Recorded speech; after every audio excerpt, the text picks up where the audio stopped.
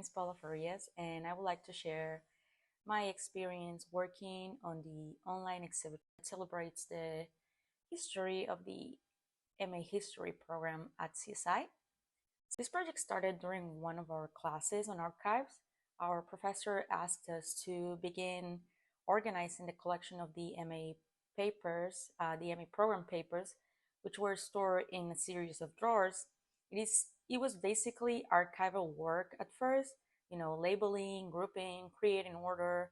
But later we had this opportunity to create the main idea of an online exhibit based on this history that we gathered from the archives we work on. So after that, I was asked to work in this online exhibit to commemorate the 25th anniversary.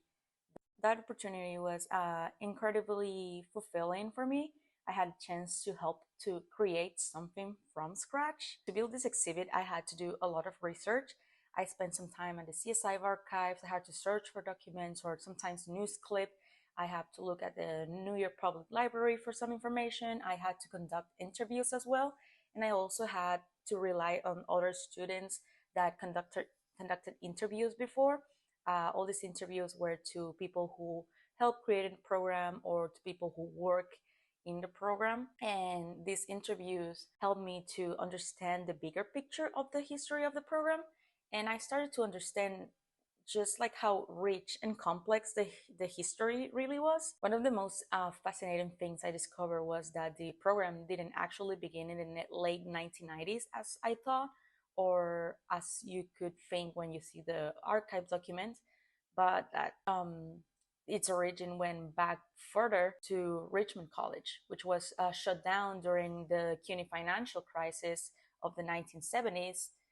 Many of the faculty who helped to build the current MA program at CSI had been involved with the earlier program at Richmond College, and they brought that vision and that experience with them. So to confirm that everything that I was learning from the interviews, I went back to the archive again, this time to search for articles, to college publications and other type of newspapers.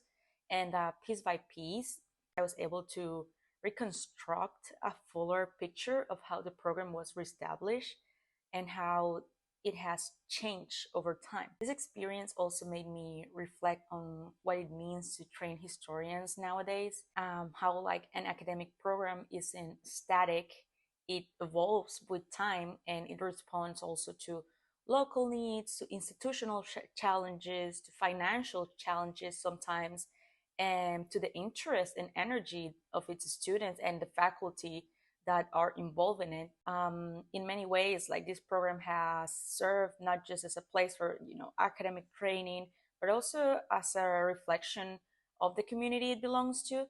And it also helped to reflect on changes and involvement the program have achieved nowadays, with students being more involved in history through the path of public history now. So working on this exhibit allowed me to connect archival work, historical research, and storytelling. And I think it was very fulfilling for me.